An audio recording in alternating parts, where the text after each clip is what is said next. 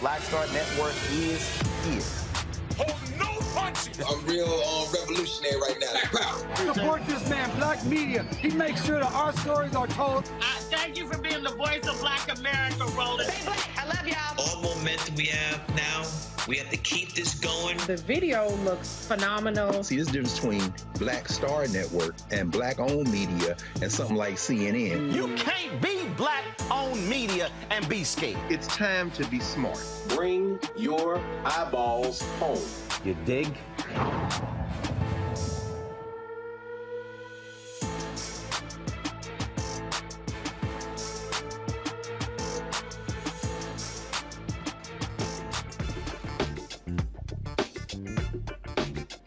Today is Friday, February 10th, 2023. Coming up on Roland Martin Unfiltered, streaming live on the Black Star Network. A Roland Martin exclusive. A Texas man files a federal lawsuit against Killeen, Texas police officers in the city for excessive force following a seizure. We're the first to have the body cam footage of him being tased in an ambulance. I'll talk to the man's attorney as she walks us through exactly what happened. Staying in Texas, Dr. Ruth J. Simmons, the president of Prairie View A&M University, resigns 4 months early. Why? A dispute with Texas A&M University System Chancellor John Sharp over hiring during the rest of Simmons' term as president. She releases a scathing letter. Wait until we read it for you. We'll also talk with the head of the Texas Legislative Black Caucus about this issue. A Black Louisiana council member says she's getting railroaded on voter fraud charges. Her attorney will explain how the council member was interrogated and brought before a judge to plead guilty within hours of a DA who was subject of a DOJ investigation in 2016. And in our Education Matters segment, a high school dropout overcame the odds and is now, with the help of his son, teaching others how to overcome wealth barriers with his financial Literacy Academy. Folks, it is time to bring the funk on Roland Martin Unfiltered on the Black Star Network. Let's go. He's got it. Whatever the biz, he's on it. Whatever it is, he's got the scoop, the fact, the find. And when it breaks, he's right on time and it's rolling. Best believe he's knowing. Putting it down from sports to news to politics. With entertainment just for kicks, he's rolling.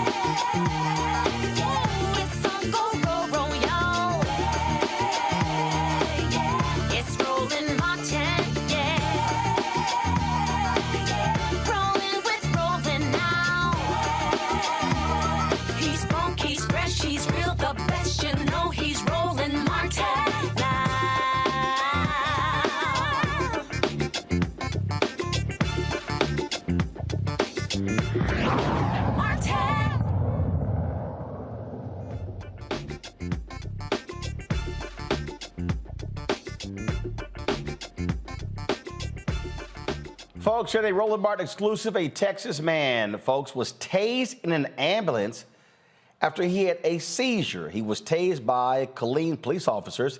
He has now filed a federal lawsuit against the 3 police officers, as well as the city, alleging that his civil rights were actually violated. Truman McCollum Jr. suffered a medical emergency at a Burger King parking lot, causing him to hit another vehicle.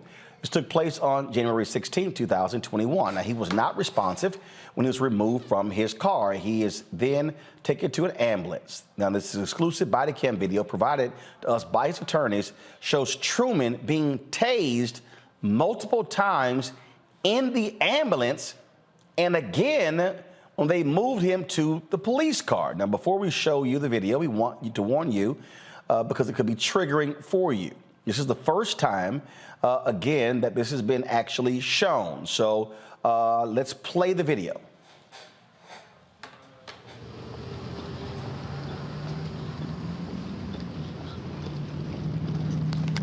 Whole traffic. Stop. Grab him down. Grab him down. Grab him down.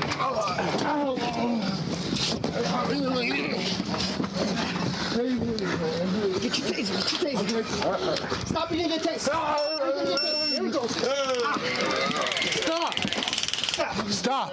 Let me see your hands. Turn around. Turn around. Get on your stomach. Get on your stomach. Look at Josh. Let's keep it. Stop. Stop.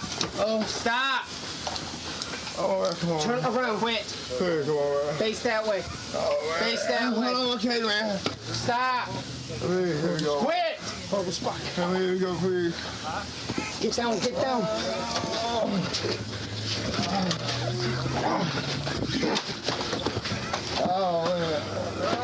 Still fighting.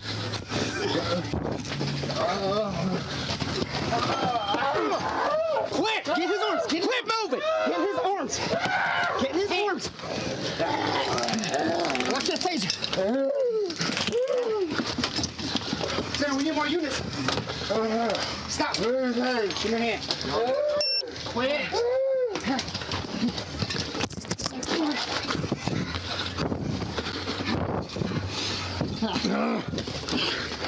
You gonna get it again? Get one arm.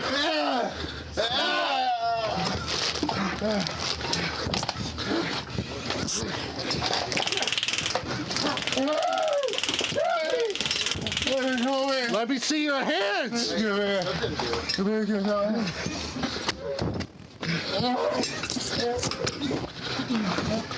Quit moving. Quit moving. Hands are coming down. I don't want people to. Stop! I got one. Quit! Get the other hand. Get the other hand. I can't. Sir, quit.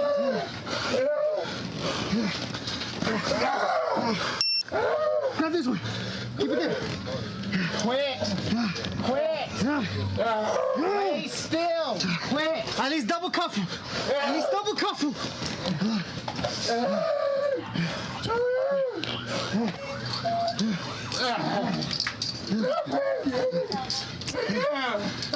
We're working on it. We'll drive slow. It doesn't matter how it gets put on.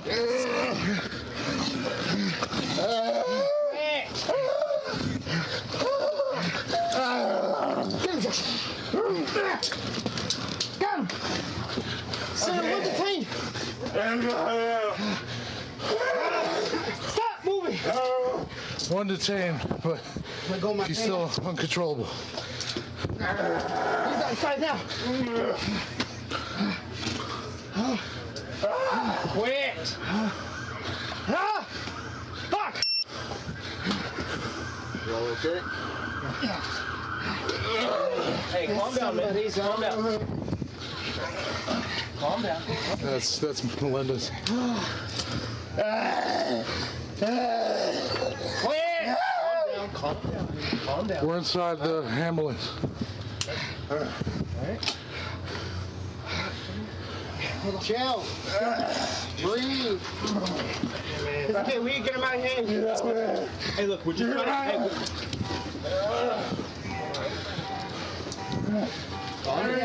Hey, hey.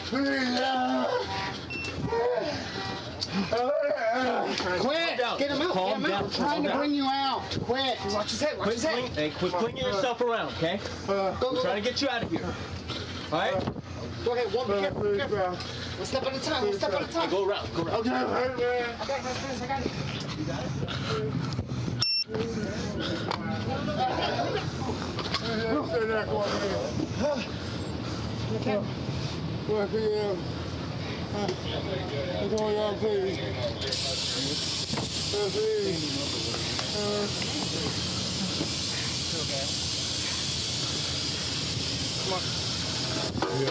Simple.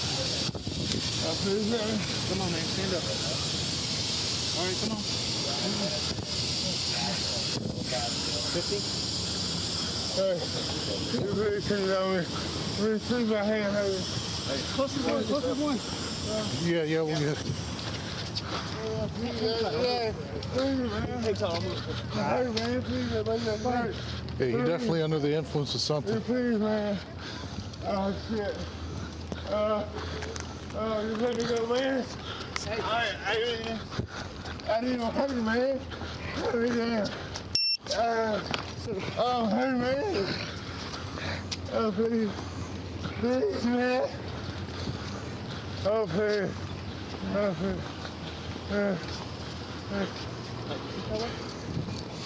Your pocket. Y'all clear there? Yeah. Okay, man, let me go, man. Stop. Oh, shit. Okay, man. Hey, stop. Stop. Oh, man. Listen to me.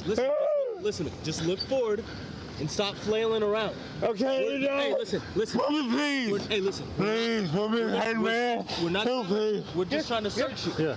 Okay? All right, bring him in. Yeah, we're good, Will you please, man? Will you please, let me, Oh, use your legs. Cut it out. Use your legs. Stand up. Stand up, sir. Stand up. So we're going to the other side. Okay. Turn around, buddy. Yeah, easy. You're right. Can you please let me go, man?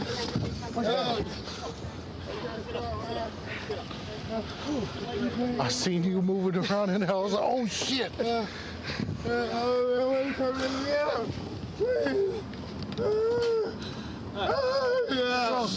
You tased my Okay, let me get myself out. You got me. Okay, let me out. Stop flailing. I tased you? Yes. What? Yeah. I'm like, ah! Oh, shit. Is the seatbelt on? Use the other. Almost.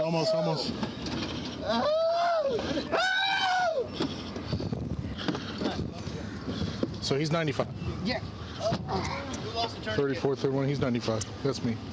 All right.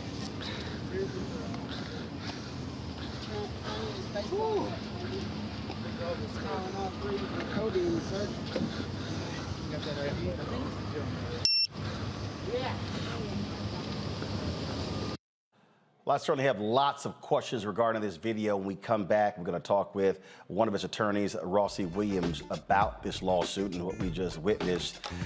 Folks, we'll talk to her when we come back on Roland Martin Unfiltered, the Black Star Network. Don't forget, download the Black Star Network app, Apple phone, Android phone, Apple TV, Android TV, Roku, Amazon Fire TV, Xbox One, Samsung Smart TV.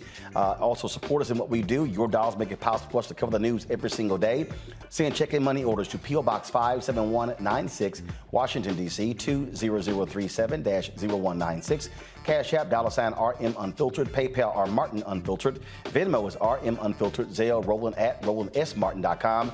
Roland at RolandMartinUnfiltered.com. Get a copy of my book, White Fear, How the Browning of America is Making White Folks Lose Their Minds, available at bookstores nationwide. You can also get it from Target, Books A Million. Download your copy on Audible or order through your favorite black bookstore. Also, don't forget, today is the last day to vote for us for the NAACP Image Awards. You literally have less than 3 hours. Go to vote.NAACPImageAwards.net. What you then do is simply go to the Outstanding News Special category, look for Roland Martin Unfiltered, Black Votes Matter, Election Night 2022. Cast your ballot for us. Again, the deadline is 9 p.m. tonight, so please cast your ballot. We'll be right back.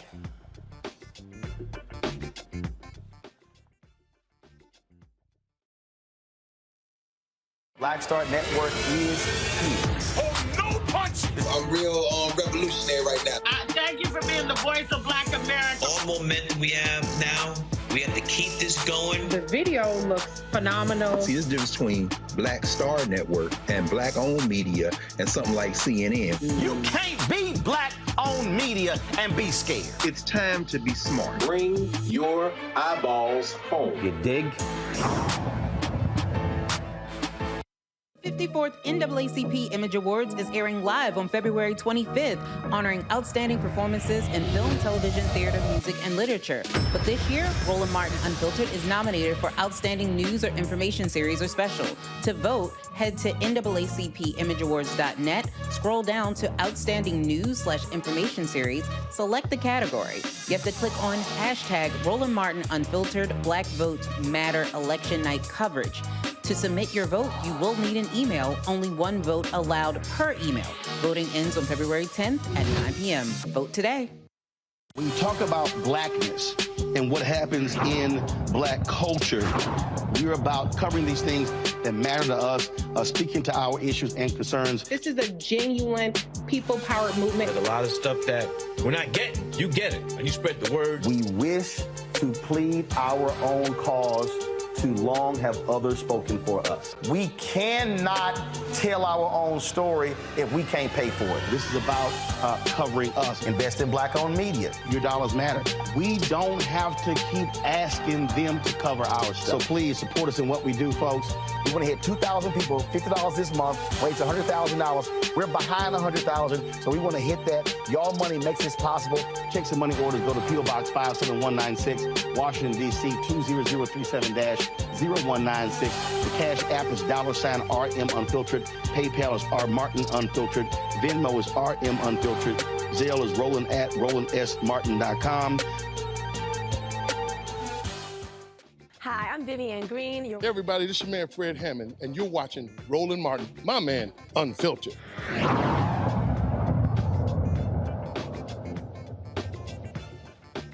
All right, folks, let's talk about that video we just saw. A black man is suing the city of Killeen, Texas Police Department, plus 3 officers for being tased while he was in an ambulance. Rossi Williams is one of his attorneys, and glad to have her on the show. Rossi, I want to start with, so this is where I'm confused. And so, folks, do me a favor. I need you to play the video again, because this is where I am absolutely confused. And I want y'all to play it from the beginning, and then I'm going to fast forward it. No, go ahead and play right now. So play it, because I need to understand. So your client is in the ambulance right now. Yes. Stop the video. Stop the video. Now, he is being attended to by paramedics, correct? Yes. All right, play the video, folks. Now, stop. I'm trying to understand, if he's being attended to by paramedics, why is he being stunned with the taser? Did the paramedics call for cops? Did they say that he was being unruly, that he would not sit still on the gurney? No, that's not the case at all. In this situation, Burger King employee witnessed Mr. McCollum experiencing a seizure in the drive-thru. Mr. McCollum pulled up, made his order at the Burger King window. He was clearly coherent to make the order, and then he experienced a seizure. So as you can see in the footage, when you first showed it, when the police and the first responders arrived, in response to the employee's call for medical assistance for a man experiencing a seizure, Truman was literally still unconscious because he'd suffered such a severe seizure. As a matter of fact, it's not even in dispute as to whether or not he was unconscious or incoherent, because even the officers themselves, throughout the body cam and later in their statements, made the statement that Truman was incoherent. He was unresponsive at that time to command or stimuli. Those are their exact words. And so there was no reason for the city of Killeen Police Department to have tased him, to have done anything to him. The first responders were there, and they'd taken him into the ambulance to receive the necessary treatment. That's why I just, again, okay, so they get a call, a medical emergency. Yes. Cops show up, ambulance shows up. Yes. He has a seizure. What the hell is the rationale for tasing somebody who has had a medical emergency and he's literally in the ambulance on the gurney being attended to by paramedics? There is none, Mr. Martin, and I do want to make sure I say it's such a privilege to be here with you on your show. I did not have that opportunity to say that, but I definitely believe in giving honor where honor is due. So there was no reason for them to do so. As a matter of fact, what I'd like for everyone who's watching or listening to do is to imagine that at the very moment right now, you are doing exactly what you are doing, and you are in your right mind, and you know what you are doing. Then you experience a seizure, which renders you unconscious. This means that the last thing you recall is whatever you are doing right now. Then you gradually begin to awaken out of the seizure.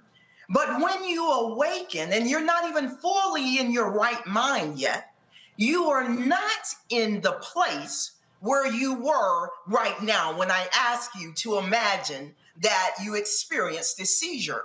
So for Mr. McCollum, the last place he knew himself to be was sitting behind the wheel of his car in the drive-through lane of a Burger King in Killeen, Texas.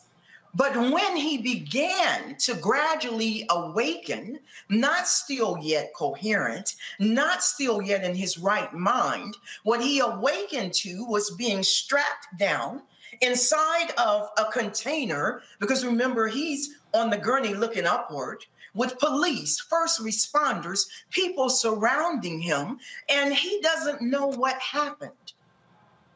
And as you go through the footage, one thing you will notice is that not one of them told him initially why he was there. So he is still utterly confused. And someone saying, turn over. He's 6'3" inside that small place. He's trying to turn over, but he still doesn't know these are police. He still doesn't know what happened. He's trying to turn over, and that's when they start tasing him. They don't feel he's turning over fast enough. They don't feel he's following their commands, even though by their own admission, he's incoherent. He doesn't even know what's going on. And they tase him. And then again, they tase him. That's not enough for them. They tase him, Mr. Martin. And then again, they tase him. You can see at one point he's fallen off of the stretcher. He's on the floor of the ambulance, screaming, pleading, still not even knowing what's going on, hence the bewildered look in his eyes, and they tase him again. At one point, Officer Urena even readies his taser to deploy again, and they tase him again. In his back and all different parts of his body, they are tasing him. Right, because so if I have a seizure, I'm unconscious, then all of a sudden I'm coming to, my natural reaction is like, what in the hell is going on? Because again, I mean, in my life, I've blacked out twice. I blacked out twice. Last time I was a child, playing football in the front yard, heads collided, and got knocked unconscious. I can only imagine if I come to consciousness, and I come to consciousness, I'm coming back by virtue of a damn taser, I'm probably going to be swinging and all of that. I'm still trying to understand the logic of somebody being unconscious in the ambulance, in a gurney, and they decided we need to tase him to wake him up. I'm still, and not only that, if you roll that video, why aren't the paramedics saying, get the hell out of our ambulance? We are trying to deal with this man. This is what I'm thinking. Again, I don't know what their protocols are. I'm thinking that when you are in an ambulance being attended to, the paramedics, they have custody and control. For cops to say, oh, we're just going to enter the ambulance and do what we want, to me, that has to be a violation of some fire department regulations. And I would say to you, the reason that they're not saying anything, I think, are multiple. Number one, they're not Roland Martin unfiltered, wherein you would speak the truth as you have just done and done on so many issues. This is not what happens when in that camaraderie of the thin blue line of police, firefighters, first responders, people are generally not going to speak up. It's no doubt they see this. And I must say, you may see me closing my eyes or even having to control my breathing as I watch, because I stand in a righteous anger about what happened here. And I don't apologize for that, nor will I take down. And so they definitely could have said to the police, you need to leave. This man is not fighting anyone. He's not doing anything. He's just coming out of a seizure. He's not even totally coherent. And if there was a need to have calmed him, the paramedics have the ability to do that. They have medications. They have access to call in to emergency physicians. In addition to being an attorney, I'm a registered nurse as well. So there were so many ways besides this to have handled this situation. It certainly makes no sense whatsoever. You filed a lawsuit. We certainly keep us abreast of what is next, Rossi Williams. Thank you so much. All right, folks. Thanks a lot. Folks, hold tight 1 second. We come back. We'll talk to our panel about this story, plus other news of the day. You're watching Roland Martin Unfiltered right here on the Black Star Network. Folks, again, you don't have much time. Go to the go to vote.naacpawards.net. Vote for us to win the Outstanding News Special for the Image Award. It's vote.naacpawards.net. Scroll down to the Outstanding News category. Then select Roland Martin Unfiltered, Black Votes Matter, Election Night 2022. And then, of course, one email per vote. You have until 9 p.m. Eastern, so that means you have 2.5 hours, 2 hours and 33 minutes exact, to cast a ballot. So please support us in doing that so we can bring this home. So go to vote.naacpawards.net. If you're watching on YouTube, hit that like button, folks. Let's hit 1,000 likes in the first 30 minutes of the show. We shouldn't have to wait for the whole show. If you're on Facebook, hit share. Same thing if you're on the Black Star Network app as well. And then don't forget, you can watch us on Amazon News as well. If you're on Amazon Fire Stick, click Amazon News, and you can check our 24-hour streaming channel. So please check us out. We'll be right back. On a next, A Balanced Life with me, Dr. Jackie, a relationship that we have to have. We're often afraid of it and don't like to talk about it. That's right, we're talking about our relationship with money. And here's the thing, our relationship with money oftentimes determines whether we have it or not. The truth is you cannot change what you will not acknowledge. Balancing your relationship with your pocketbook. That's next on A Balanced Life with me, Dr. Jackie, here at Black Star Network. We're all impacted by the culture, whether we know it or not. From politics to music and entertainment, it's a huge part of our lives, and we're going to talk about it every day right here on The Culture with me, Faraji Muhammad, only on the Black Star Network. Next on The Black Table with me, Greg Carr. An hour of living history with Dr. Richard Mariba Kelsey, thinker, builder, author, and one of the most important and impactful elders in the African American community. He reflects on his full and rich life and shares his incomparable wisdom about our past, present, and future. African genius is saying that my uncle was a genius, my brother was a genius, my neighbor was a genius. I think we ought to drill that in ourselves and move ahead rather than believing that I got it. That's next on The Black Table, here on the Black Star Network.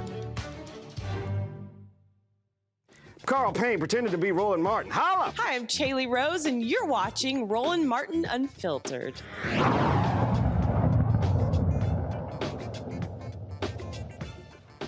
All right, let's welcome our Friday panel, Kelly Bethea, communications strategist, Michael Imhotep, host the African History Network show, Matt Manning, civil rights attorney. Matt, you're one of the attorneys on this case, and again, I'm just completely at a loss to understand the logic of a phone call being made, them saying the man is unconscious. It's a medical emergency. Cops come, paramedics come. The man gets put into an ambulance. If y'all go back, roll a video from the beginning. Not them walking. No, from the beginning. No. So roll it to the video when he's actually in the car. Because first of all, Matt, what happened was, do we have video of him initially being taken out of the car and then put into the ambulance? So is this the video here? Is this the beginning? Okay, so this is them arriving on the scene. You see the body camera footage. You see the ambulance there. And what? Is he still in the vehicle? All right, so we're going to the video here. Pull the sound up, please. That blue truck involved? Yeah, that's the truck that got hit. I told him to stay. See, I got hit. So the Burger King workers tell him, hey, what's up, man? There's a medical emergency. What happened? I was first of all, I'm showing you that I got my weapon right now. Okay, I appreciate it. Just in case it had been somebody, crazy stuff. So that's not, Matt, that's not the client. No. That's the car that he hit. Okay, so he hit a car. Okay. Right. All right, guys, fast forward, please. I need you to fast forward to. I need you to fast forward to when they go to McCollum's car, please. I looked back, it looked like it was a gray. All right, so fast forward to when they go to McCollum's car, and I just want to see. Come on, guys, fast forward. Thank you. All right, so here we go. They are approaching his car. I saw him just drive off.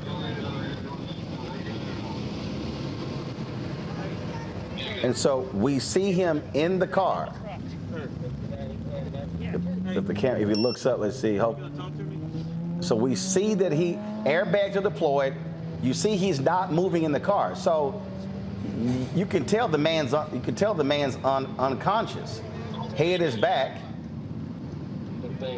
So put us in. Keep the video. I'm gonna talk to Matt. So pull the audio down, please, so I can talk to Matt. So Matt, here's what's crazy. He's clearly unconscious. So if they take him out of the car and put him in the ambulance, what is the logic to just all of a sudden say, let's go tase him? There's no logic whatsoever. And I think you hit the nail on the head earlier.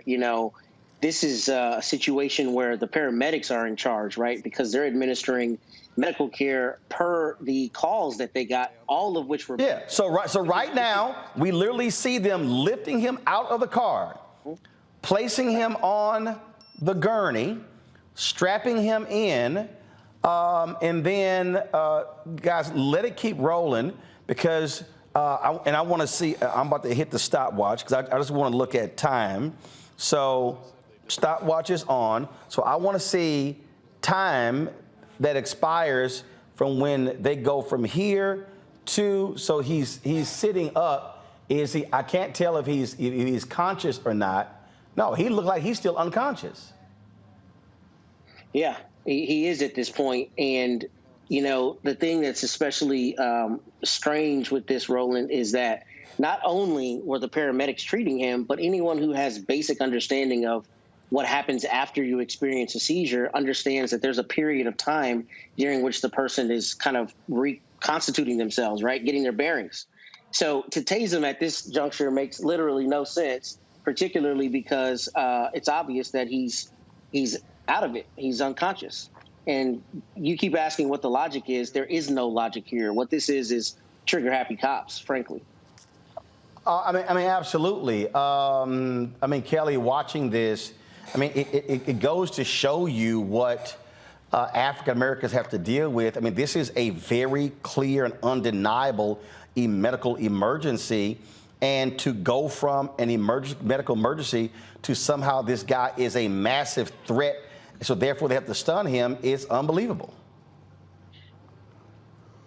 You're absolutely right. I pause because it is so angering to me to see yet another video like this. We have seen so many. I've been on your show for almost 4 years now, and it's at least once a month that we see a video where a Black person is being pretty much terrorized and or tortured by cops who do not understand that not only Black lives matter, but Black people are human, period. There's no reason why you see an unconscious Black man and still see him as a threat to your profession and to your life, such that you need to tase him while he's not doing anything to you, because he literally cannot do anything. Who is, and Matt can probably talk about this, but did the tase, he was tased 6 times, from what you just said, did that not worsen his condition? Who's to say what the lasting effects of this will be? Why would you tase somebody who already went through a seizure, who is still, technically speaking, going through the seizure until he is medically diagnosed as being out of it?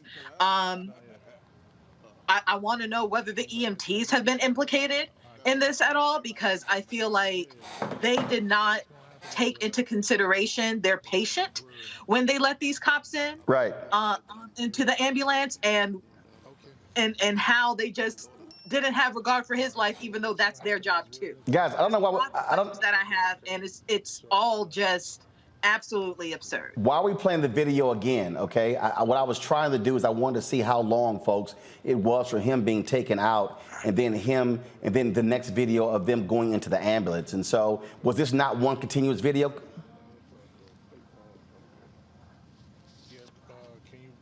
Okay, but so what? They went back to the guy's truck, got his information. Okay, all right. So what I need y'all to do is mark the video where they took him out. Mark that video. Fast forward to when they actually, and then tell me how much time elapsed. No. Listen to me again. Go back to the point when they took him out of the car. Look at the timer and tell me what that time was. Fast forward to when they get into the ambulance, and then subtract. That tells you how much time it was. Then tell me what that time was. All right, Michael. Again, we see these cases, we see these things happen. Folk always like it. Like I did some conservative show the other day. They're like, oh, you guys are always being victims, because we get victimized. Fact of the matter is, I just don't understand. If you're unconscious, how are you a threat? Right. I'm black while being unconscious, I guess. I don't know. I'm reading this story. I saw the interview with the attorney, brilliant sister.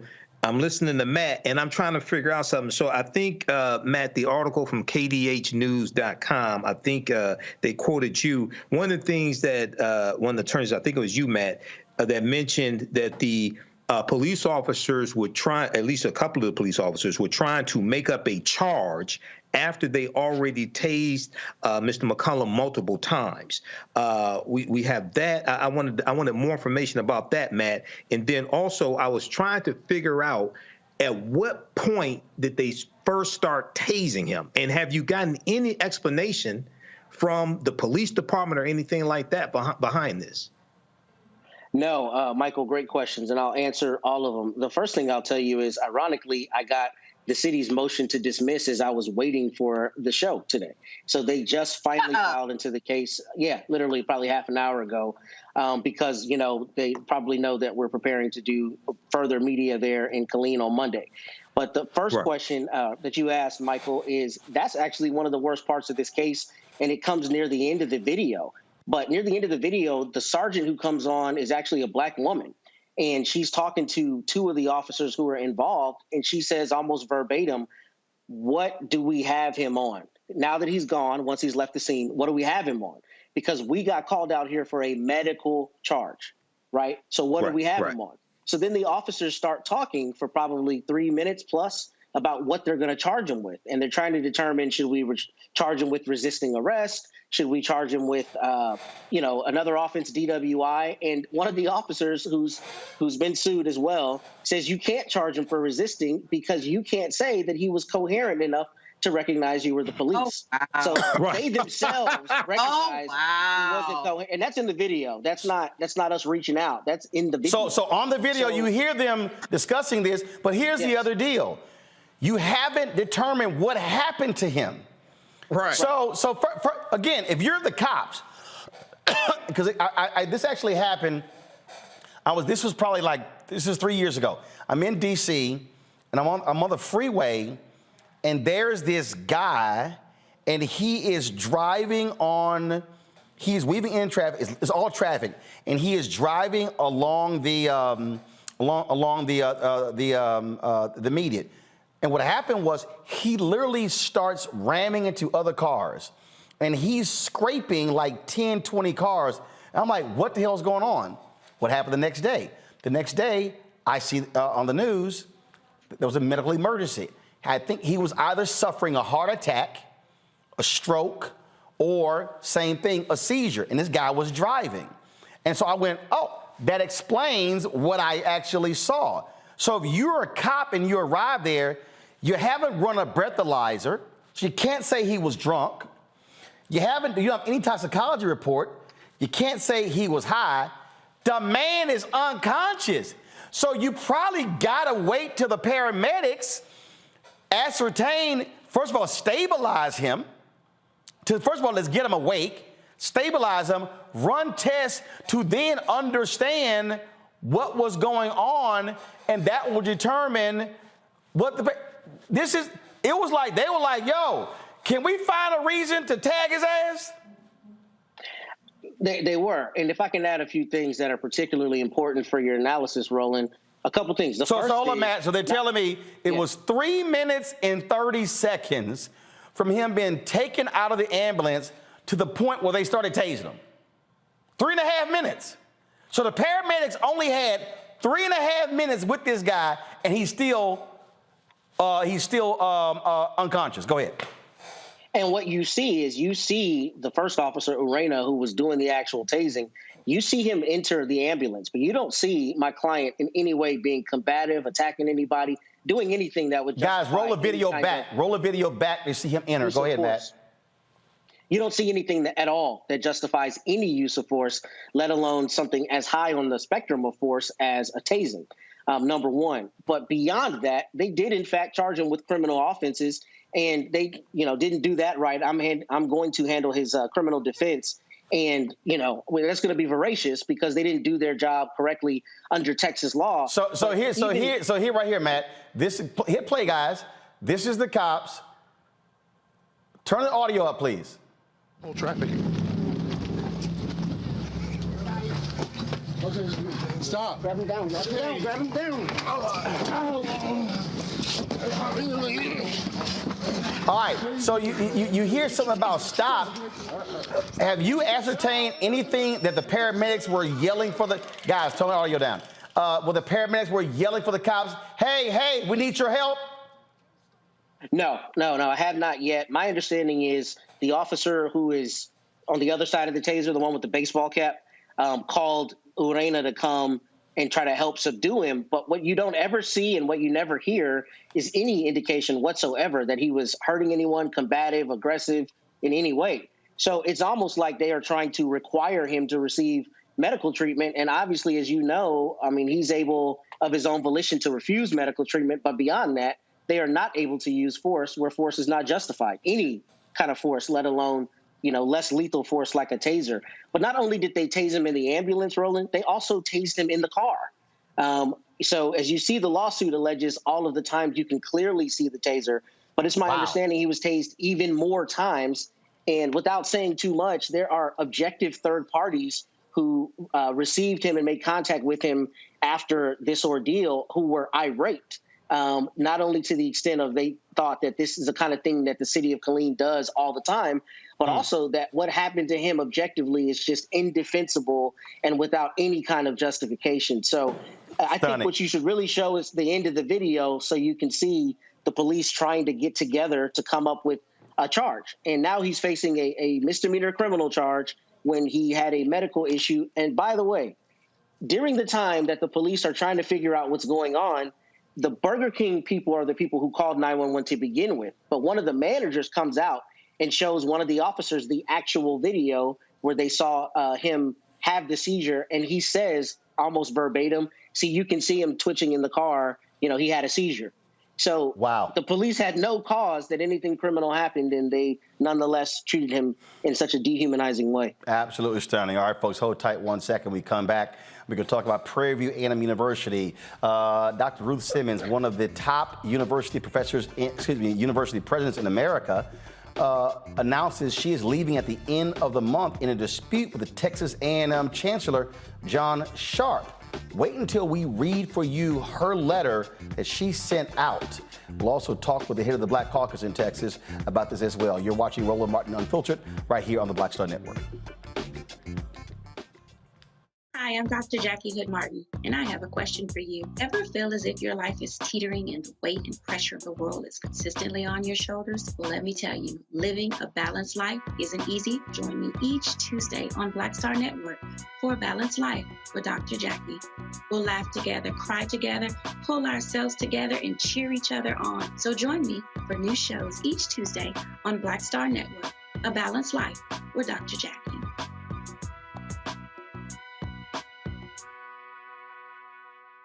54th NAACP Image Awards is airing live on February 25th, honoring outstanding performances in film, television, theater, music, and literature. But this year, Roland Martin Unfiltered is nominated for Outstanding News or Information Series or Special. To vote, head to NAACPImageAwards.net, scroll down to Outstanding News/Information Series, select the category. You have to click on hashtag Roland Martin Unfiltered Black Votes Matter Election Night Coverage. To submit your vote, you will need an email. Only one vote allowed per email. Voting ends on February 10th at 9 p.m. Vote today. Black Star Network is here. Oh, no punch! I'm real revolutionary right now. Thank you for being the voice of Black America. All momentum we have now, we have to keep this going. The video looks phenomenal. See, there's a difference between Black Star Network and black-owned media and something like CNN. You can't be black-owned media and be scared. It's time to be smart. Bring your eyeballs home. You dig? Hi, I'm Teresa Griffin. Hi, my name is LaToya Luckett, and you're watching Roland Martin Unfiltered.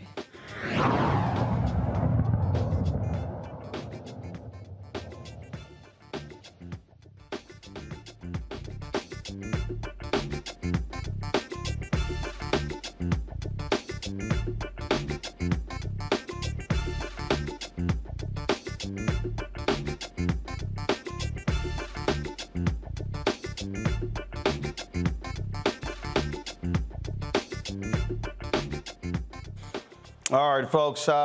Today I got this letter that was made public from Dr. Ruth Simmons. She is the president of Prairie View A&M University, one of the most esteemed university presidents in America. She was the president, of course, of 2 Ivy League colleges. She took over at Prairie View, surprising many folks. And she really brought a lot there, the amount of resources, the level of professionalism. I mean, you name it, everyone from students, faculty, staff, alumni had talked about the amazing job that she has done. One of the things that Dr. Simmons talked about is she wanted, and she spoke at an HBCU conference where she wanted, she expressed how she wanted HBCUs to properly make the transition from one president to the next in terms of how you leave and how you actually provide for a university. And so she announced last year that she was stepping down. And I remember when she did so, and even that initial announcement, I was like, something's not quite right here. In terms of with the announcement, I said, I wonder if she's really leaving because she wants to leave. But so that was the case, and so she laid out the timetable for how she was going to leave. The Texas A&M University system, the Board of Regents, announced a new president. She was going to be leaving at the end of May. Well, today she released a letter saying that she would be leaving at the end of February. Pull up the graphic, please, and I want you to listen to what Dr. Simmons says. She said, to the Prairie View A&M University community, it is with great sadness that I write to inform you that I will leave my position as president of Prairie View A&M University at the end of February. No one is more surprised than I by this premature end to my tenure. Indeed, I had counted on working assiduously to assure the success of my successor by completing in full and as ably as I can my responsibilities as president. However, I was informed recently that I could only continue as president with limited presidential authority. My immediate response was that I could not and would not agree to being president in name only. No enduring good can arise from subservice to low standards and expectations. Having been through 2 previous presidential transitions at leading institutions, I'm aware of how such an important moment in the life of a university must be conducted, with utmost attention to continuing the work unfailingly and with the highest standards. When I agreed almost 6 years ago to become president of Prairie View, I promised that I would be all in from the moment I commenced my role until the moment I stepped down. I believe that promise to be inviolable. I cannot now become a leader accepting lowered expectations. I will continue to speak out for high standards and just decisions on behalf of the university and other HBCUs. I will support the efforts of faculty, staff, and students who seek the best for themselves and their university. We must not be held hostage to how others choose to see us or treat us, but instead continue to chart our own path, demonstrating the pride, commitment, and integrity that defines us. I now say to you all what I have said to graduating students in years past. Work hard to achieve at the highest level, be strong in your convictions, insist on being treated with the fairness you deserve, and continue always to seek justice. With immense gratitude for your support and friendship, Ruth J. Simmons. Now, John Sharp, who is the chancellor of the Texas A&M University system, he released his own statement in response to her letter. Please pull that up. This is what he said. He said, when presidents in the Texas A&M University system announce they are leaving, they cannot hire senior staff or deans except on an interim basis so that the new president can choose the leadership team he or she will be working with during their term. This decade-long policy applies to all of our presidents. It should be noted that we afforded the same courtesy to Dr. Simmons when George Wright announced his retirement as president of Prairie View A&M University. We simply believe new presidents should be able to choose their top staff. As an example, Mike Young announced his retirement over a year before he left Texas A&M University, and he could not hire a dean or top staff except on an interim basis. That allowed the new president, Kathy Banks, to fill those slots. I informed Dr. Simmons that we will not make exceptions to this policy, and she chose to resign. I am sorry she chose this path, but I am forever grateful for her service at Prairie View A&M University and look forward to even greater things in the future. Dr. Tamika LeGrand will assume her duties as president on June 1st, as previously planned. That is Chancellor John Sharp. Joining us right now is Representative Jarvis Johnson. He, is, of course, leads the Texas Black Caucus there. Representative Johnson, glad to have you. So, Dr. Ruth Simmons is no joke. This is not a woman who suffers lapses of judgment, if you will. This is a woman who served as the president of Brown University, Ivy League University, for 11 years. She also later became the president of Smith College, called one of the Seven Sisters, the largest women's college in the United States. And so she is one of the top leaders. Is John Sharp trying to convince me that she's saying, I need to do what my predecessor couldn't do, what other presidents couldn't do? Is there something else going on here? But of course, this is dog whistling for what they always do. They have the greatest president And by the way, thank you, Roland, for always doing what you do. And I want to make something clear. I'm on the executive board of the Texas Legislative Black Caucus as the treasurer, so I want to make sure that I'm clear about that. But you're the former chair, so I got you. Okay, go ahead. But when you look at what Dr. Simmons has been to not only Prairie View A&M, but to universities across this country, she's done a phenomenal job. And when you have someone with this pedigree and with this background, you let her go out on her own terms. And the fact that even today, this is not a day that has or a moment or time that has passed her by. She is still viable. She is still bringing tens of millions of dollars to the university. She is still raising the academic standards at Prairie View to be told, hey, thank you for your time, move on. While all the while she has said she wanted to make sure that the next president that comes in, that there is a smooth transition so that they understand, that they don't lose the progress that was made. I guess this is what, and again, look, I know John Sharp. I'm a Texas A&M graduate. I called him. He didn't call me back. I sent word from several other people for him to call me because I need to understand this. I simply cannot believe that Dr. Ruth Simmons would say, I need to do what my predecessor couldn't do. I need to do what other university folks couldn't do. I'm not buying that. If knowing who she is, and look, I was just with her in November. November 14th was my birthday. I flew to Houston. She had a dinner in honor of Chris Tucker, and it was a great dinner. And sitting there at her table, listening to her talk about the vision, how she conducted herself. This is not a woman who is just going to pop off and just fire off. No, this is someone who carries herself with a high degree of dignity. I'm just not believing, she wanted just to hire deans and hire top staff, knowing full well a new president was coming in when the same thing happened with her. I'm going to go to a break. I want you to answer on the flip side. So, I've been calling around. We tried to get some Prairie View A&M Alumni Association on. I've been told by many people this was a talk of the Prairie View alumni chat rooms all day.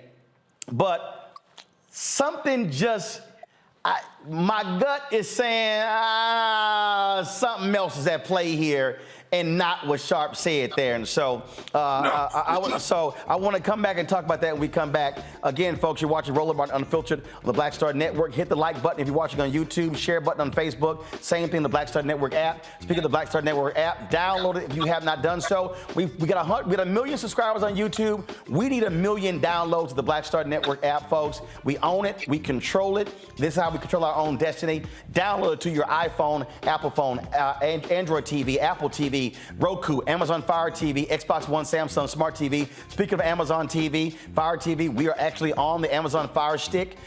You can click Apple, you can click Amazon News. You can watch our 24-hour, 7 days a week streaming channel right there, along with CNN, MSNBC, and the rest of them on Amazon Fire TV. And we got some great news coming up, some other announcements, how you can see our 24-hour channel. So trust me, we got some great things coming down the pipeline, and we'll be discussing more of this Prairie View story, which is confusing to me right here. We'll be right back.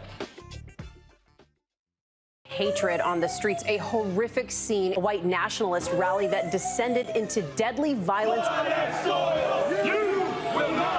White people are losing their damn minds. As an angry pro-Trump mob storms the U.S. Capitol, we've seen shooting. We're about to see the rise of what I call white minority resistance.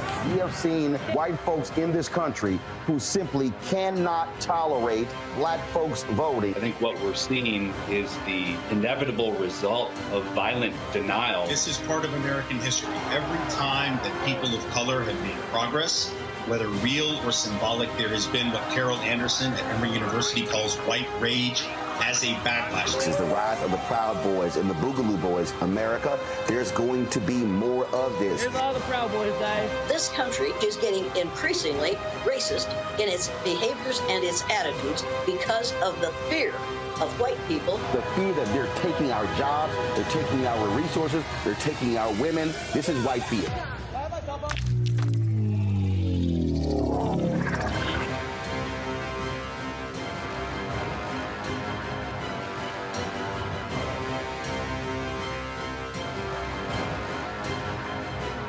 Pull up a chair, take your seat at the Black Table with me, Dr. Greg Carr, here on the Black Star Network. Every week, we'll take a deeper dive into the world we're living in. Join the conversation only on the Black Star Network. We're all impacted by the culture, whether we know it or not. From politics to music and entertainment, it's a huge part of our lives, and we're going to talk about it every day right here on The Culture with me, Faraji Muhammad, only on the Black Star Network.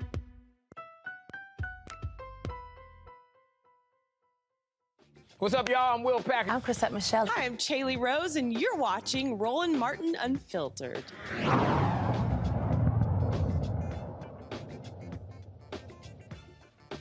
All right, welcome back. We're talking about Prairie View A&M University President Dr. Ruth Simmons stepping down at the end of the month. Representative Johnson, again, so I was talking about, so let me just, for all people who are watching, just understand this woman's career, which is why I'm saying this is not making sense. One, she was an assistant professor. First of all, she's a native of Texas, graduate of Dillard University, got her master's and doctorate from Harvard University. Assistant professor at the University of New Orleans. She worked at California State University, Northridge, then went on to USC, University of Southern California. Then went to Princeton University as assistant dean of faculty, then associate dean of faculty. She was provost of Spelman College. She went back to Princeton as vice provost. She became president of Smith College and led the university for 6 years from 1995 to 2001. Then she became the president and the first African-American woman to lead an Ivy League school when she took over Brown University, serving there again for 11 years. Led a $1.4 billion initiative, the largest in the university's history, again, hailed as one of the top university presidents in America. Served on the board of Goldman Sachs, folks. Then, of course, she decides to come out of retirement and was invited to lead Prairie View A&M. And again, she took over as the interim president on July 1st, 2017, and became the president. And her goal was to raise this HBCU to be not one of the top HBCUs, one of the top countries. That, Representative Johnson, is what is bothersome, because she talked about the proper transition from leader to leader, and she laid out how it should be done. Clearly, the Texas A&M Chancellor had a different idea. It ain't bothersome. You know better than I do, just like we see it all the time. This is that black magic that Dr. Simmons has put in place, that they didn't think this woman, who does have the pedigree, would come out of retirement and then do the miraculous, wonderful thing that she did at the university. And then when she says, look, I'm going to go ahead and step down, and by the way, I've had a multitude of conversations with Dr. Simmons over the years as we talked about getting more money for the university, as we talked about increasing research dollars, so forth and so on, because I'm a member of appropriations and on Article 3 that deals with education. And so she did such a wonderful job that it seems like people got intimidated. They got intimidated by the very nature of what they always tell us to do. Pull yourself up by your own bootstraps. And so here it is that this Houston woman, this hometown woman, came back home, then went to Prairie View and did a phenomenal job. And then they said, well, wait a minute. We didn't expect you to start competing with A&M. We didn't think you would start competing against the big universities. We just wanted you to stay in your lane. And so through that transition to move from president to emeritus, but to make sure that the transition is easy for the new president to keep the progress, they said, no, we don't want that. We don't want that. You just need to go ahead and leave it up for the new president to handle her business and do it as she sees fit. I think that's disingenuous, and I think it was done purposely because I don't think that they like the success that Prairie View is having. And so we have to look at that, because when you look at how the university system is, how board members are are chosen, and even those board members are then choosing presidents. They want to choose presidents based on what they think is going to be best suited for their narrative and what they want. Dr. Simmons pushed the envelope. She pushed the envelope when it came to critical race theory. She pushed the envelope and letting students speak their mind and do the research that was necessary. That upset a lot of people that didn't want her to do that. But Dr. Simmons said over and over again to me, I'm comfortable where I am. I've had a great career, and there's nothing that you could do to harm me. But at the end of the day, they do want to make sure that they're destroying her legacy by simply telling her leave. And I think that in itself is very hurtful, very disrespectful for a woman like Dr. Simmons, who has done a phenomenal job at Prairie View and giving all HBCUs a great day. Indeed, Representative Johnson, we really appreciate it. Thanks a lot. Thank you, my brother. Sir. Michael, I'll go to you. The thing here, first of all, folks, like I said, this is a photo of me with Dr. Simmons, as well as Houston Mayor Sylvester Turner. This is from November 14th, when she had the dinner in Houston for comedian Chris Tucker. And she, again, I just don't understand. If they said, Dr. Simmons, you can't hire deans and top staff because you're leaving in June. That's what happened with your predecessor. This was happening with every university president. I don't see Dr. Simmons saying, oh, that's unacceptable. That's why I'm like, this is not, again, I've covered a lot of stories. If you go back, guys, pull her letter up again. You read this, come on, pull her letter up, come on. Come on, let's go. You read her letter. When she says, no, go to the next page. No. When she says, no enduring good can arise from subservice to low standards and expectations. She then goes on to talk about previous administrations and then says, I promised that I would be all in from the moment I commenced my role until the moment I stepped down. I believe that promise to be inviolable. Go to the next page. She then says we must not be held hostage to how others choose to see us or treat us, but instead continue to chart our own path, demonstrating the pride, commitment, and integrity that defines us. Michael, she's saying a whole lot there. A whole lot there. It sounds like they're handcuffs on her. It sounds like things that she wants to accomplish or something. And you mentioned in the interview, a fear or something like that when the HBCU tries to compete with a predominantly white institution. Is that what you said? No. Representative Johnson made that comment in terms of, because obviously Texas A&M is one of the flagship institutions in the state. Her whole deal is Prairie View, long history, should also be a major institution. It's under the Texas A&M University system, though. Unlike Texas Southern University, which the other HBCU, which is a standalone, they're under no one system. Go ahead. So when she talks about substandard and she says subservice. So subservice, and then it sounds like she's saying that because of the structure or the restrictions that are being put on her, she can't fulfill the promises that she made of being able to take Prairie View to the next level. And I know that sometimes when you have a HBCU that can become a rival to taking students away from a predominantly white institution in the same state, that can ruffle a lot of feathers. And sometimes those feathers are on the board of directors of that very HBCU.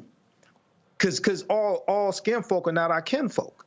So hopefully we'll find out what this is really all about. But it seems like she was trying to send us some messages. Oh, no, Mike, she wasn't. No, Mike, she wasn't trying. Kelly, I read that letter. She wasn't trying.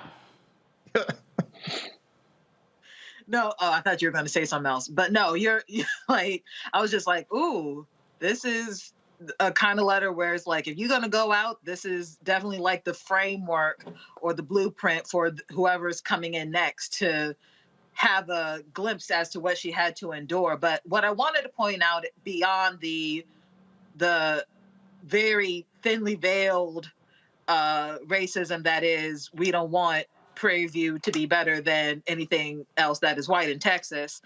Like you said in your entire presentation of her, this is a very accomplished Black woman.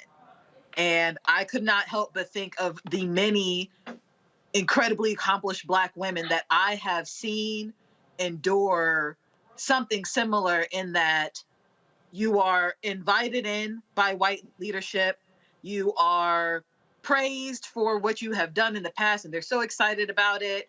And then basically the end result being, we don't like you anymore, you're doing too much, you gotta go. And it immediately made me think of this chart that I saw at least a year or so ago, basically the pathway for women of color in the white workplace, where it's, you know, the honeymoon phase, and then the reality where the Black woman actually sees what's wrong with the organization, and she tries to, you know, come up with solutions within the structure that she's been given, and things like that. But at the end of the day, they don't want all that. At the end of the day, she was really just tokenized and wanted on a pedestal. Matt, again, if people were at that dinner and if they saw how she spoke and how she carried herself, this is a woman who is accustomed to being in rarefied air, who is accustomed to being among the elite of the elite. She don't play.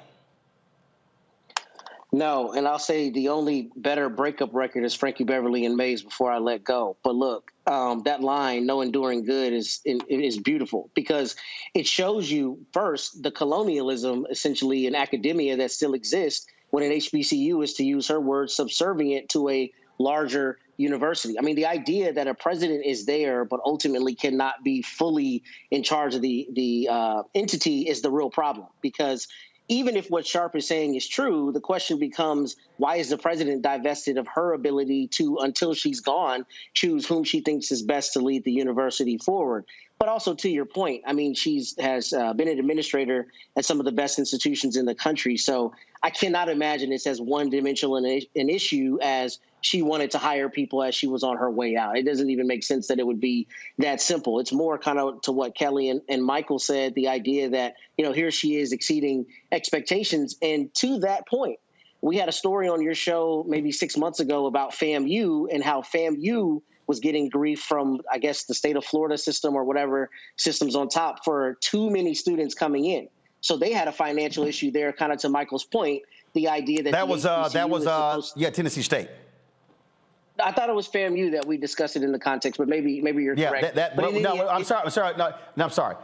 North Carolina A&T got fined because they had more students came in over the state cap. Go ahead.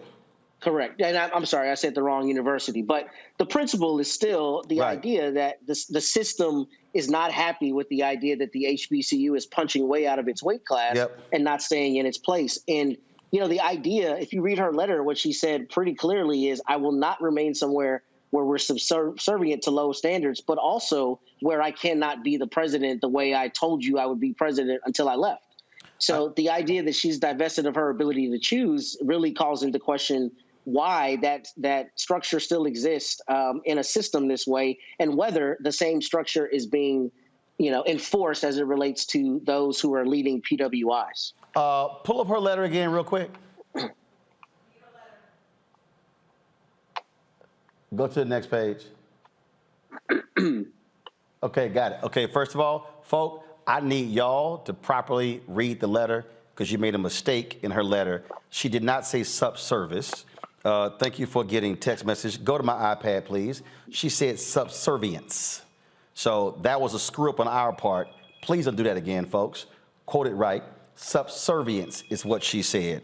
And subservience, folks, is defined as willingness to obey others unquestioningly, or the condition of being less important than something else. So what she actually wrote was, no enduring good can arise from subservience to low standards and expectations. So, yeah, she was saying a whole lot in that letter. I got to go to a break. We'll be right back. And again, we reached out to for Chancellor John Sharp to come on. He has not called me back. We did call Prairie View A&M University. Dr. Simmons was not doing any interviews. We also reached out to the Prairie View A&M Alumni Association, and they made no one available as well. So hopefully we'll get more information to figure out really what's happening there at PV. You're watching Roland Martin Unfiltered on the Black Star Network.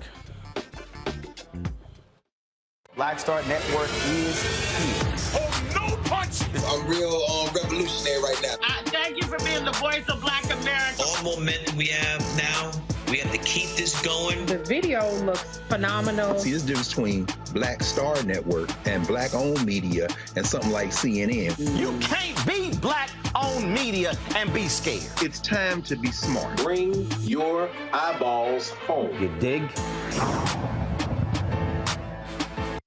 The 54th NAACP Image Awards is airing live on February 25th, honoring outstanding performances in film, television, theater, music, and literature. But this year, Roland Martin Unfiltered is nominated for Outstanding News or Information Series or Special.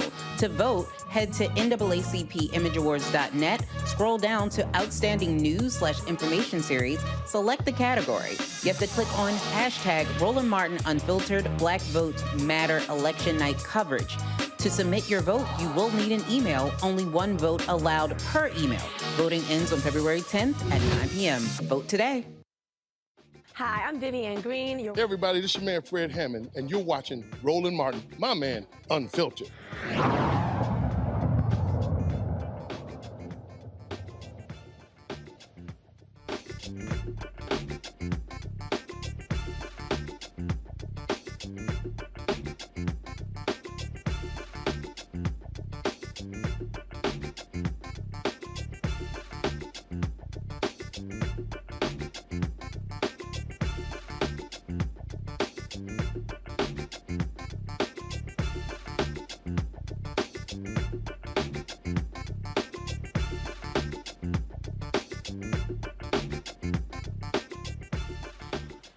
Folks, a Louisiana councilwoman has been indicted for voter fraud. She says she is innocent of these charges. Vile Platte City Councilwoman Christina Sam went to the DA office of Trent Brignac in November to report being harassed by the relative of her political opponent. She was then called back to the DA's office on November 17th, thinking she's going to be questioned about her complaint. Instead, she was interrogated for more than 4 hours and falsely accused, she says, of registering voters in her district and did not live within the district. She says she was told the only way she could get out of jail that day was by accepting a guilty plea. So she initially took a plea bargain to voter fraud. At this point, Sam has not been indicted on any charges. Sam was indicted last week after her attorney tried to get the DA recused from the case. This is the same DA who was investigated in 2016 by the DOJ. Rochelle Jones represents Councilwoman Sam. She joins me now from Lafayette, Louisiana. Rochelle, how are you? And thank you for having me. All right, so she goes to the DA to report somebody else. Then they call her back 3 days later, interrogates her, and then nothing happens.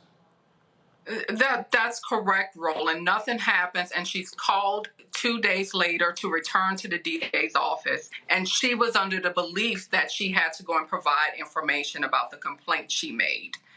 Instead, when she arrived to the DA's office, she was locked in a room for more than 4 hours with the district attorney, Trent Brignac, and his office investigator, and interrogated.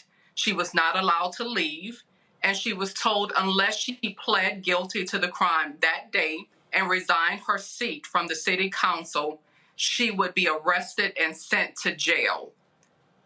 So that's what happened for more than 4 hours. My client describes her experience with the district attorney as being tormented by him. During his 4 hours, she even had to use the restroom, and he followed her to the restroom and waited outside the door while she used the restroom so that she would not leave. So the experience was not only one of torment, but also of humiliation for her. And this is a public official in that parish. Okay, so then, okay, so explain the indictment and how that just arises. So we filed a motion to recuse the district attorney back in December of 2022, and the judge set it for a hearing on February 6th. So literally 5 days before the judge sets a hearing to recuse the district attorney, he summons a secret, out of the blue grand jury proceeding and obtains an indictment. But Roland, as the saying goes, a grand jury can indict a ham sandwich. The district attorney's office has sole control over a grand jury proceedings. We are not allowed to present evidence or witnesses or dispute any of the charges. That is the secret proceedings of a district attorney's office. And so we go from you need to plead to all of a sudden now she's indicted. Yes, and Roland, I have to go back to the November 17th date.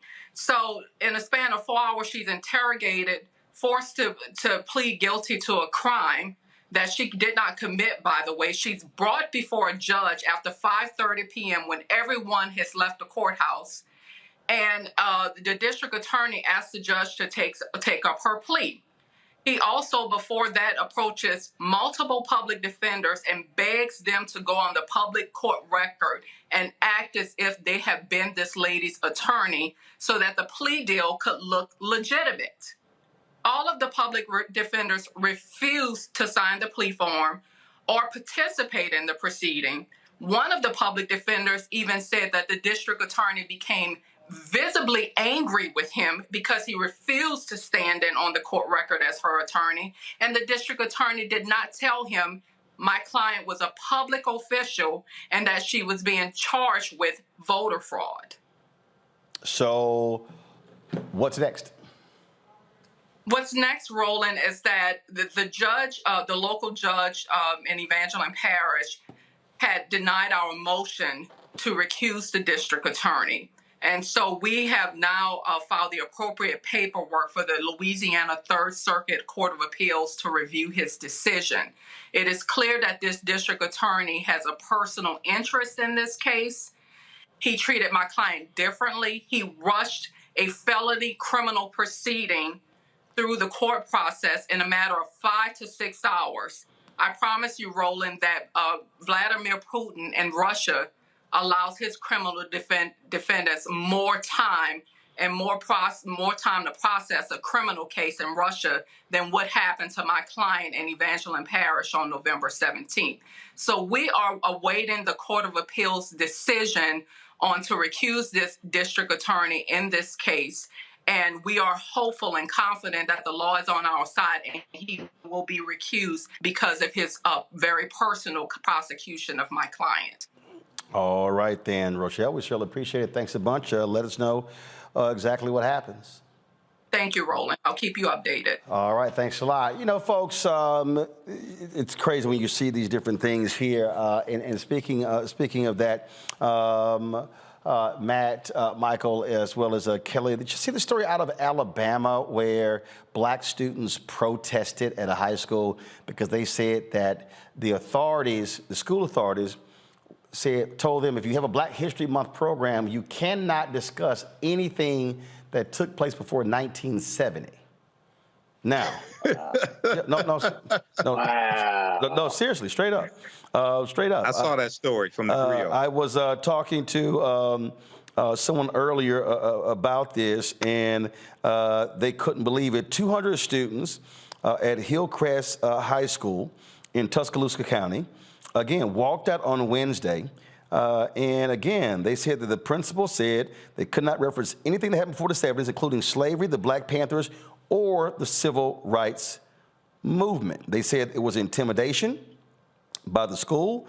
And then, of course, the superintendent released a statement as well. Let me see if I can pull this statement up so I can read it for y'all, which it's just crazy. And just I keep trying to explain to people, Matt, what's going on in this country and how these people are absolutely scared to death of history that we tell, and because they don't actually want to deal with the reality. And so this is what they say. The Tuscaloosa County School System supports our students' right to peacefully demonstrate. A number of our Hillcrest High students have concerns about the culture within their school. We care deeply about our students, and it's important that their concerns are heard. We're putting together a plan to make sure our students feel heard, so we know the right steps to put in place to ensure all students know that they are valued.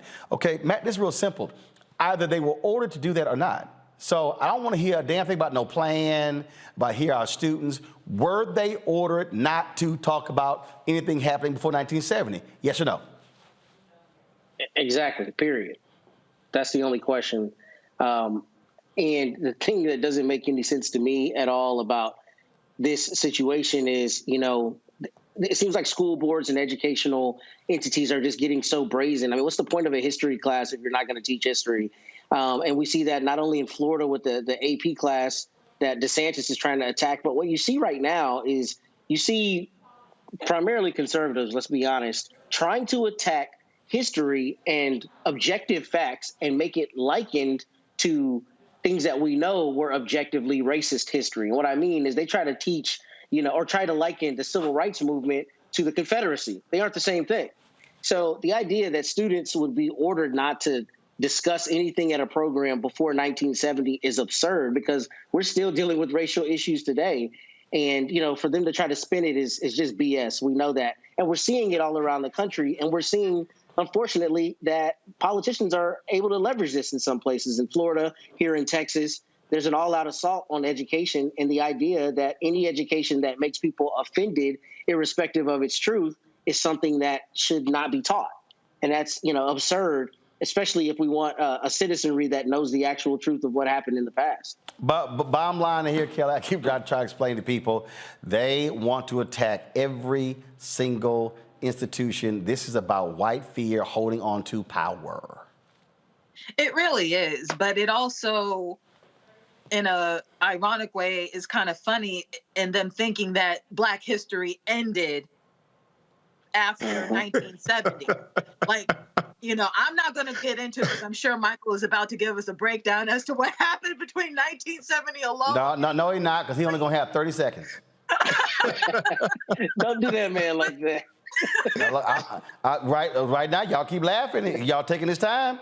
I understand, but you understand my point. There are plenty of things that happened between 1970 and 2023 that people can talk about that will make white people just as uncomfortable, just as fidgety, right, just as, frankly, guilty as things before 1970. So it's not something that is going to stop history from being told. You're just going to feel dumb about it either way. Right. Michael Kelly kept talking, so you only got 20 seconds to go. CBS 42 has a story about this, and number one, they should sue that school. Number two, in the statement from the superintendent, they did not say the students are lying. They did not say it didn't take place. Right. So that leads me to believe at least somebody at that school has an authority position said that. Lastly, we need to have Michael, you ain't got no lastly. I told you you had 20 seconds. You had 28. All right, I literally got to go to a break. I'll be right back. Roland Martin Unfiltered on the Black Star Network. You can't be started with first, second. You got to go.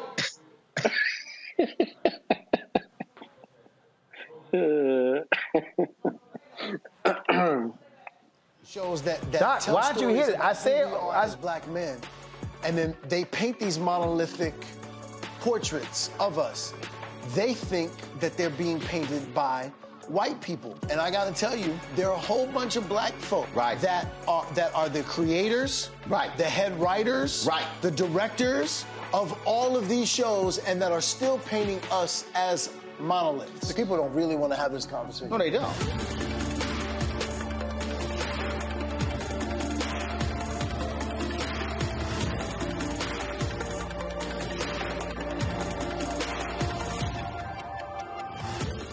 Next Next on Get Wealthy with me, Deborah Owens, America's Wealth Coach. Listen to this. Women of color are starting 90% of the businesses in this country. That's the good news. The bad news, as a rule, we're not making nearly as much as everyone else. But joining us on the next Get Wealthy episode is Betty Hines. She's a business strategist, and she's showing women how to elevate other women. I don't like to say this openly, but we're getting better at it. Women struggle with collaborating with each other. And for that reason, one of the things that I demonstrate in the sessions that I have is that you can go further together if you collaborate. That's right here on Get Wealthy, only on Black Star Network. Hey, I'm Deion Cole from Blackish. Hey everybody, this is your man Fred Hammond, and you're watching Roland Martin, my man, Unfiltered.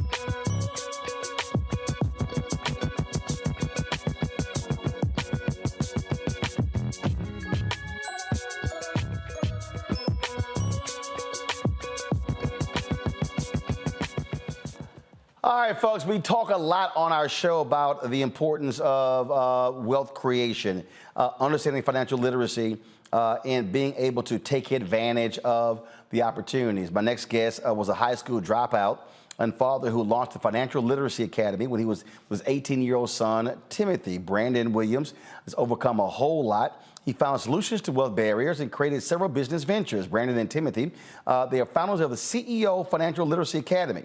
And they join us right now. I'm glad to have both of you here. So first of all, so explain this academy. Exactly what is it? Okay. The academy was created to get back in the community and help the community, the youth, break the financial curse in the community. And what I meant by that is, you mentioned I dropped out of high school in the 11th grade. That was important because I didn't have any resources. And the reason we created the Financial Literacy Academy is because when your parents don't know the rules to money and they don't have any higher understanding about money, credit, finance, where do you go? And oftentimes I used to look to the street, you know, the guy with the answers on the street. And we brought this Financial Literacy Academy back so the kids wouldn't fall prey to the guys on the street that they thought had the answers. Right. So what exactly is the academy? What do y'all actually do? Okay, so it's a financial literacy and entrepreneurship academy. So we teach the youth. No. Follow me here. When I say academy, is it an actual school? Is it a series of classes? Exactly what's the academy? Okay, so the academy is ran through after-school programs. We partner with a national organization by the name of OIC. And it's a job training and entrepreneurship development academy. So we partner with about 5 schools, and we're in these schools in the after-school programs teaching the entrepreneurship component as well as the financial literacy. How many schools? Finance. How many schools? We're in 5 schools right now. 3 of them that are active. Where? Carroll City, in Miami-Dade County, in Miami, Florida. Gotcha. And so how many students are you actually teaching? We have about 85 students right now in the classes. And that's not including the other 2 high schools that will come on mid-year. Gotcha. Questions for my panel. Michael, you're first. Hey, guys, look, this is great. I saw this article from blacknews.com. Just talk about some of the success story. I have a background in teaching entrepreneurship. Just talk about 1 or 2 of your biggest success stories with the financial literacy program. Okay. Well, I think my biggest success story was with my son. He was like the model student to it all. I mean, coming out of the background and not having the knowledge, it was like a dark road for me. So for him, everything I had learned from my experience of working in banking at a local credit union here by the name of Space Coast Credit Union, I was a loan officer there.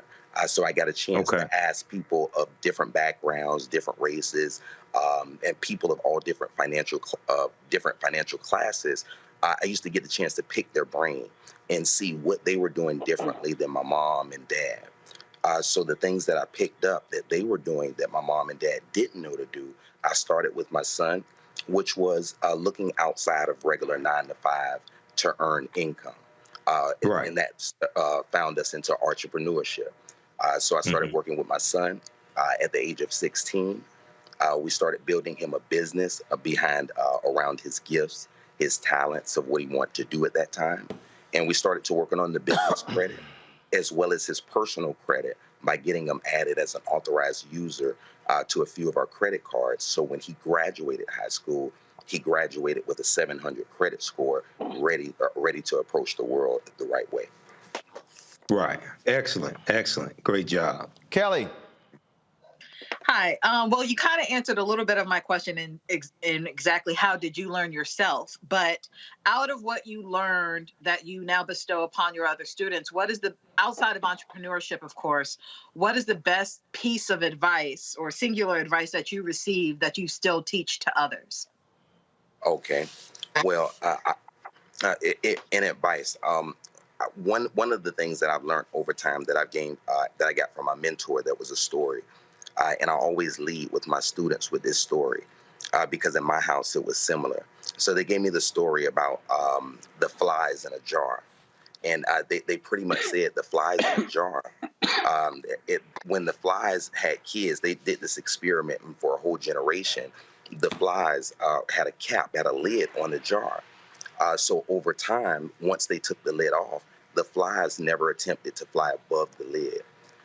And even when those flies had kids, the kids never attempted to raise above the bar, the imaginary ceiling that was there when their parents were younger.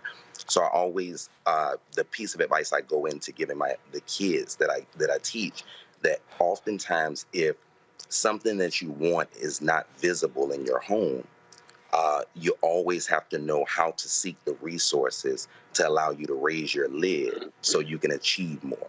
So that's one piece of advice I lead with, and that's what our Financial Literacy Academy was all about, helping these kids raise the lid of what they may or may not see at home. Timothy, go ahead and share your thoughts.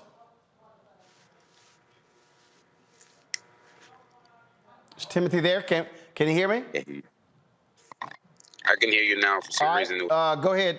Just talk your thoughts about the academy. Oh, for sure. Could you reiterate the question? Yeah, just share your thoughts about the academy and its importance. Oh, for sure. From young, my father put into me the importance of entrepreneurship.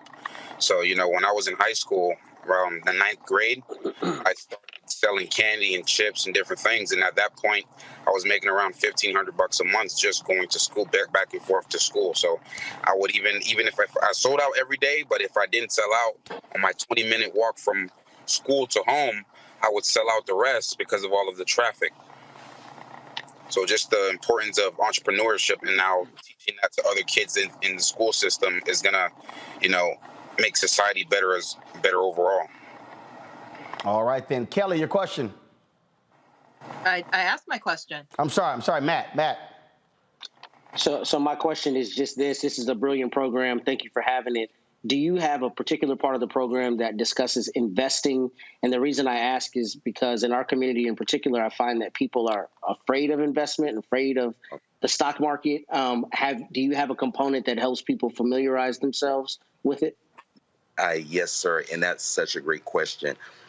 One of the things that when I was actually working with Timothy, two of the things he did from the moment he turned 18, one of them, he got his 215 license, which is his life, health, and annuities. So he's a financial planner. He helps people understand the rules of money. And he also got his security guard license, where at 18, he carries he's an armed guard, making about $25 an hour starting directly out of high school, in addition to his entrepreneur pursuits. So those things in the financial area, Timothy and I do seminars all the time, teaching people how to properly grow, protect, and save their money. And when we say, like you said, many people in our community are afraid of investments. And that's a part of going past that lid that we talked about. So oftentimes we're always in our community teaching people how to protect what matters most. So I'm a real estate broker by trade. I have my real estate broker's license. Timothy has his financial service license. So in the real estate arena, we oftentimes see our people lose their property, oftentimes without wills, without trust, without anything that maintains all of the hard sweat equity that they put in over time. So in the community, we work with people in the community, not only to get them licensed, insured, health insurance, life insurance, mortgage protection. And if you ever heard of that concept of becoming your own bank, Timothy and I teach that concept through what they call the whole life infinite banking strategy. And we teach how that is a viable option for people in our community that may have never heard of how to make proper investments to protect their life. All right, then. If folks want to get more information and looking to do something like that in their city, where should they go? Yes, they can go to breakingthefinancialcurse.com. Also, they can follow us on Pastor Finance in Instagram. And they can also give us our main hotline a call at 305-849-2035. And our and Timothy's number direct that handles everything else is 954-558-6587. All right, then. Well, look, we certainly appreciate it. Thank you so very much for joining us, and good luck. Thank you, sir. Thank you for having us, man. It's a pleasure. Thank you for having us. All right, I appreciate it. Thanks a bunch. Hey, folks, check this story out. A white woman who called to have her HVAC service called the cops on the black technician who arrived to do the job. Alonzo Harmon shared this video to his TikTok profile titled, "Here's a sample of what life is like being a black man in America." Watch this.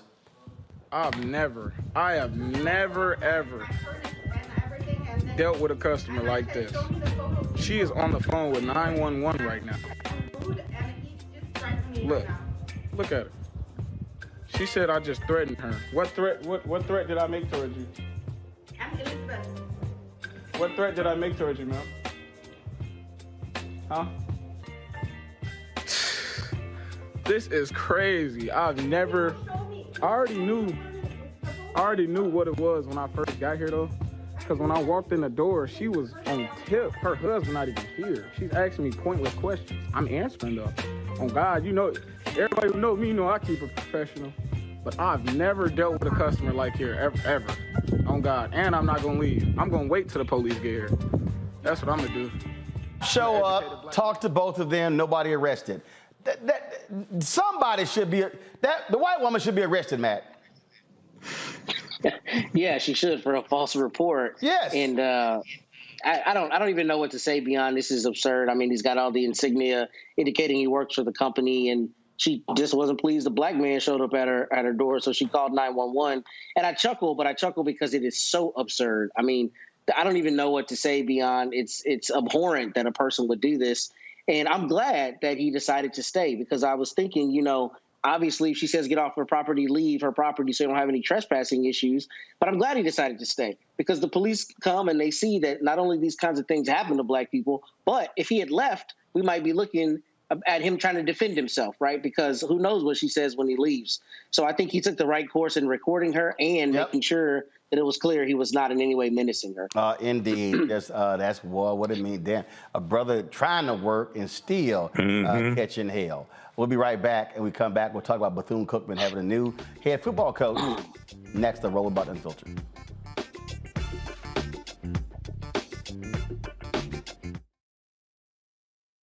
On a next, A Balanced Life with me, Dr. Jackie, a relationship that we have to have. We're often afraid of it and don't like to talk about it. That's right, we're talking about our relationship with money. And here's the thing, our relationship with money oftentimes determines whether we have it or not.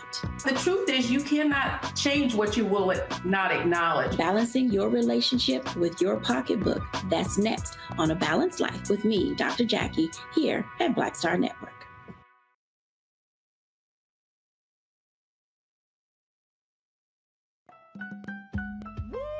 We're all impacted by the culture, whether we know it or not. From politics to music and entertainment, it's a huge part of our lives, and we're going to talk about it every day right here on The Culture with me, Faraji Muhammad, only on the Black Star Network.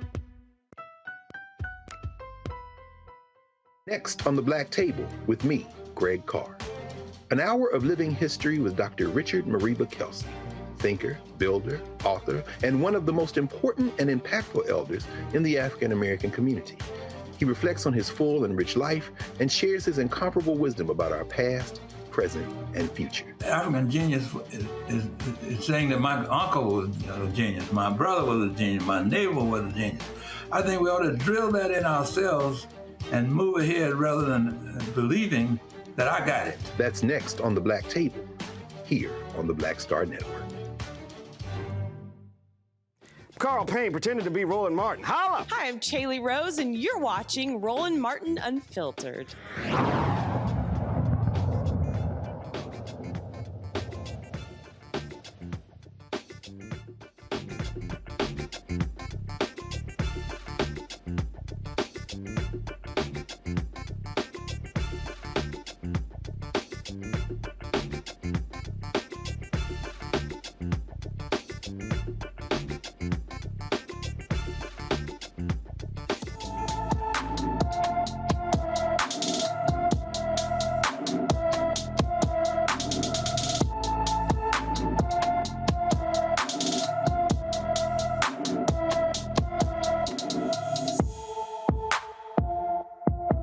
James Zacoli has been missing from Casa Grande, Arizona since January 29th.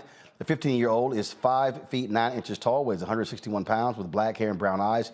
Anyone with information about James Zacoli should call the Casa Grande, Arizona Police Department at 520-421-8700, 520-421-8700. Folks, Bethune-Cookman has a new head football coach after all the drama. Well, they announced they were going to hire Ed Reed, but then, of course, they rescinded the hiring of Ed Reed. Now, on Wednesday, they announced Raymond Woody Jr. as their new head coach. As many of you know, I played football here at Bethune-Cookman in the early 90s and graduated in 1996 as an academic and football All-American. During college, I met my wonderful wife, Stephanie, of 23 years here. We have 3 amazing kids. Ray the third, which is he's at Cal Berkeley, just graduated. And Alana, my daughter, she's a freshman at University of Central Florida. And then Caden Woody, who's he's an 8th grader. He decided to stay home and play in his basketball championship game. It feels so good to be home. I want to start by thanking President Dr. Drake and Athletic Director Reggie Thiz and the rest of the BCU administration for this opportunity. Over the years, I have held numerous coaching positions from the high school level to Division I institutions under Willie Taggart and have established amazing relationships throughout the state and across the country. As the next head football coach, I will have a strong focus on creating a winning culture, the academic, personal, and professional development of our players, recruiting the best and brightest from the state of Florida and from around the country, and enhancing our engagement with you all and the members of our university community. Now, in the first 30 days, I will examine and feel our staff individually equally committed to both on and off the field. Then I will meet with all the players individually and get an opportunity to know a little bit more about them as well as them knowing a little bit more about me. Next, team up with the athletics department, including academic, student development, marketing, facilities, and all departments that support us. We will discuss how we can collaborate to strengthen our football program and partnerships. Also, partner with the university community, including senior stakeholders, donors, boosters, alumni, the student body, and the university faculty and staff. I recognize that those relationships are vitally important. To achieve our program goals, our university community will play a pivotal role. You are the backbone of our program. All right, folks. Woody has worked at Florida Atlantic University, Florida State University, University of Oregon, and the University of South Florida. And so congratulations on that, and hopefully he can turn that program around. They have not been very good the last few seasons. All right, folks. Super Bowl is this weekend. It's the Kansas City Chiefs versus the Philadelphia Eagles. So let's go down the line. I'll start with you, Matt. Who you got on Sunday? I hate the Eagles. I'm a Cowboys fan, so I hate the Eagles. But I honestly want Jalen Hurts to win, so I want Jalen Hurts to win. That's my vote. Wow, you're a trash-ass Cowboys fan. I should have known. See, now that you done talked about, oh, Lord have mercy. Just, ugh. Yeah, matter of fact, I now want the Eagles to win just as y'all can have more pain. Kelly. I mean, considering that most of my friends are Eagles fans, I'm just rooting for everybody black. Yeah. Kansas City got a black quarterback. Like I said, rooting for everybody black. There's a whole bunch of black players on Kansas City team. So you got to pick, Kelly. Everybody black. That is somebody. Yep, I said what I said. That's that bullshit. Michael. I am wearing green. So, Michael.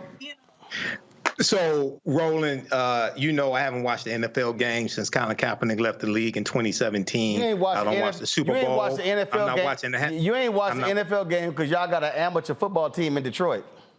Oh, man. And that doesn't help, but that wouldn't call, if they were winning, I still wouldn't watch the NFL. I'm not watching the halftime show. And exactly what I predicted back in 2019 when the NFL co-opted Jay-Z is exactly what's going to happen this Sunday. Remember, at first Jay-Z told the top acts, don't perform for the Super Bowl because of Colin Kaepernick's protest. I said when they co-opted Jay-Z, that was to go do a backdoor to Colin Kaepernick to go get the top acts, and who they have performing? Rihanna. I was correct. I would not be watching That's again. who I'm rooting for. I'm rooting for Rihanna. Is she performing against somebody? She's at the game. I'm rooting for Rihanna. Oh, my goodness. All right, y'all. First of all, I think the Eagles are going to win. They got a much stronger defense. Patrick Mahomes has a high ankle sprain. He's not going to be as mobile as he wants to be. So I have the Eagles winning the Super Bowl.